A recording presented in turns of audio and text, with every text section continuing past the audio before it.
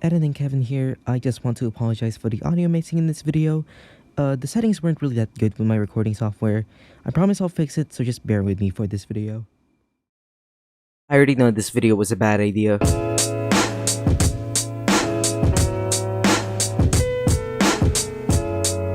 A lot of you are well aware that I don't earn anything from being a YouTube content creator. The only thing I'm getting from this is saving myself from insanity and just a tiny drop of serotonin. So what I'm getting at is, I have to be on a budget when it comes to buying things for Gunpla. My content is now focused on doing figure-related videos, and buying figures and customization tools at the same time is just a recipe for disaster. Literally 14 turning 15, I get all my money from holidays, and that's why reviews come out at such a sparse rate. And you're gonna say that a lot of Gunpla stuff isn't that expensive, and you're right. But again, I have no income, so $5 for Timmy a panel line accent is $5 off from me getting another review I could do. And I probably shouldn't even be spending on stuff that's really just going the extra mile for being a Gunpla builder. I should probably just be saving for buying kits, but I have a deep hatred for stickers because of how Elmo from Sesame Street ruined my HUZ Gundam box 10 years ago. Naturally, since I'm on a budget, the things I buy can be pretty low quality. I can't even tell if these things are safe for model kits. I'm not even sure that the top coat I use is good for plastic. I just went to the nearest Ace Hardware, saw the aisle of spray paints, and got a top coat. Currently, the things I use for Gunpla are these: the Eagle mini pliers, because I'm not willing to spend $8.50 for a pair of nippers, a hobby knife, cheap 50-cent masking tape, a 25-cent gel pen, Minecraft paint markers, Walmart acrylic paint for dry brushing, a paintbrush I've had for like 7 years, and Bosnia acrylic top coat. Again, I have not checked if any of these are plastic safe. But even if I'm not going the extra mile for Gunpla, I'd still have to buy some Gunpla nippers because pulling them off the runners by hand is gonna land somebody in jail. I'm looking at you, Prince. I'm coming to your house with an arrest warrant and some nippers. I didn't really have nippers when I started building model kits, which is how I ended up cutting myself during the Gridman stream. Stay safe out there, kids. I say as my audience is supposed to be 13+. Luckily, by the time I built Barbados, I was already able to get a pair of nippers, which was the Eagle nippers I told you about earlier. But here's the thing, they're technically not even the right nippers. I tend to go to hardware stores for buying things I need for Gunpla because they basically have everything there, and I just generally like going to hardware stores. Really isn't helping the fact that my friends call me a dad. Wait, no, I'm not an actual dad, don't get the wrong idea! I ended up buying hardware nippers which are made for things like wires, but it does work pretty well for Gunpla, all things considered. The nippers I have cost me around $3, which isn't bad since I can use this for a long time. I will note this does get pretty tricky to cut with, even for how small it is. I still recommend going for thin-bladed nippers. Now, the thin-bladed nippers I found at the store actually cost around $12. The cheapest one I could find was $8.50 at the Mall's Toy Kingdom. What the hell? I know those prices aren't really that high, I mean God hands cost more than that, but that's still the price of a second-hand high grade. Luckily, I do have some Play-Doh 170s and 3-peak side cutters in my cart, so at least I'm upgrading. I know those are still technically not good nippers, but again, the budget can be sucky.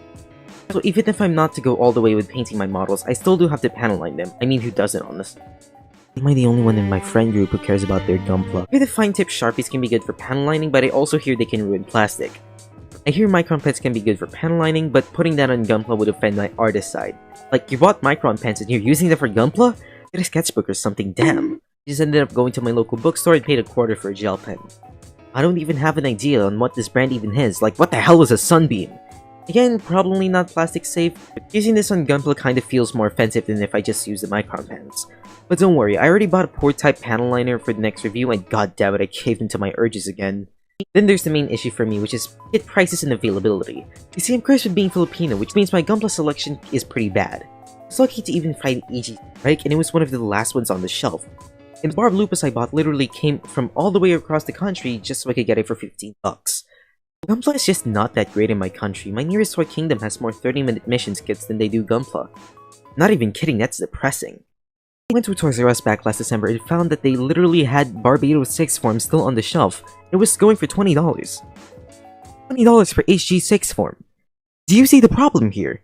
Oh, and don't even get me started on their Master Grade selection because it's almost non-existent. And we'll be trying to go to places that are closer to the main city here, like the Toy Kingdom and Mall of Asia, since from experience, their selection has been pretty decent. Also, I just want an excuse to go to the IKEA in that mall. So I think about a week ago, I went back to a mall I haven't been to in the past 2 years, and while it felt absolutely depressing to see the state of the food court, their Toys R Us had a pretty decent selection of Gunpla. No joke, when I saw it, I was super surprised with what they have. HG Zeta Plus, HG Strike Freedom, RG Johnny Ridden Zaku, RG Siniju. A Siniju? in a dying mall. What I really wanted was the 1100 IBO Grays, because as we all know on my Twitter, @sadismycupoftea, that I'm a sucker for IBO. What was most surprising was that I did find a Deep Striker. I have no words other than I'm going back to that place. You might also say I should probably just go with my Gunpla kits online, because we do have the official Gundam store on both the Filipino online shopping platform. No. The selection is a lot more palatable, but the prices are still hindering me from having a consistent review schedule. I was winning Fumin at $22! What the hell? Gundam store! Are you okay? Then there's also the news that stores like AmiAmi in 1999 can't sell Gunpla outside of their respective country. Bandai made this decision to deal with the scalper issue, which I totally get, unlike the Gunpla I want.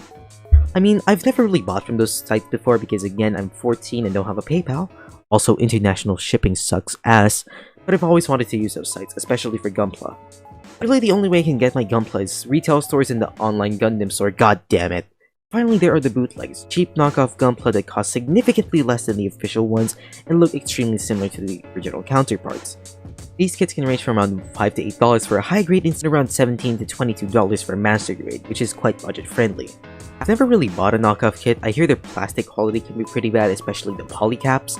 This means that the bootlegs are more unstable and brittle compared to their official counterparts, which is not a good thing since model kits are a lot less solid than your standard action figure. Also, the knockoff kits, to my knowledge, are borderline illegal, and I don't want more legal trouble after I got that restraining order. Anyways, that's all I wanted to do for this video, just talking about how difficult it really is for buying Gunpla when you're on a super tight budget. But maybe I can make another one of these videos in the future, but I've only really scratched the surface of what I wanted to talk about. It's been a good while since I've done a video in this style. It kinda reminds me of my old animatics, and dear god I am not looking at those. So thanks for watching, and I'll see you all in the entry grade new Gundam review, if I can find it this evening.